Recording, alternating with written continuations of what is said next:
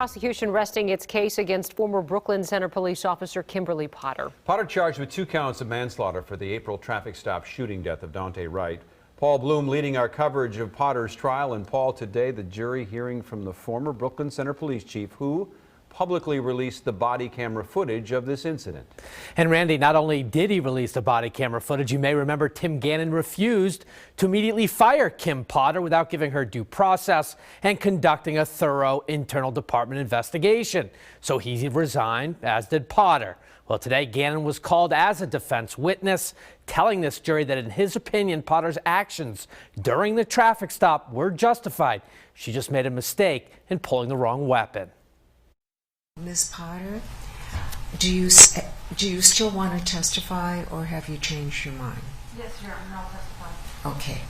And you don't need any more time to think about that? No, Your Honor. It came with the jury out of the courtroom, but shortly after the state rested its case, defendant Kim Potter renewing her commitment to take the stand in her own defense.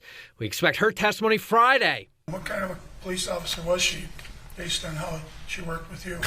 She was a fine officer. Meantime, her defense calling several character witnesses to talk about her as a person and her service in uniform. That includes former Brooklyn Center Police Chief Tim Gannon. Gannon concluding, based on his knowledge of the circumstances during the deadly April traffic stop, he does not believe Potter did anything wrong. When I viewed both camera angles and had all the data in front of me, I saw no violation. No violation of what? Of policy, procedure, or law. In fact, Gannon's only criticism of the incident was the fact officer in training, Anthony Lucky, didn't pull Daunte Wright to the back of the white Buick and attempt to handcuff the 20-year-old unarmed motorist at the trunk away from the open driver's side door. So an officer seeing that could shoot? It would meet that standard, and an officer could shoot, yes, sir.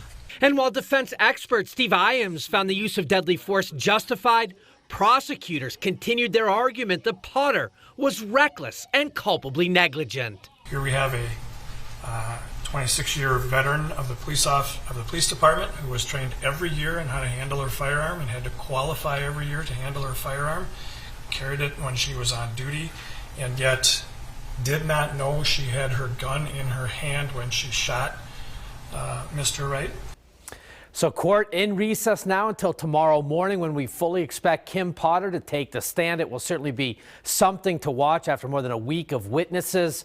This case likely to come down to her testimony, and we will take it all live for you on Fox 9 starting at 9 a.m. Paul Bloom, Fox 9.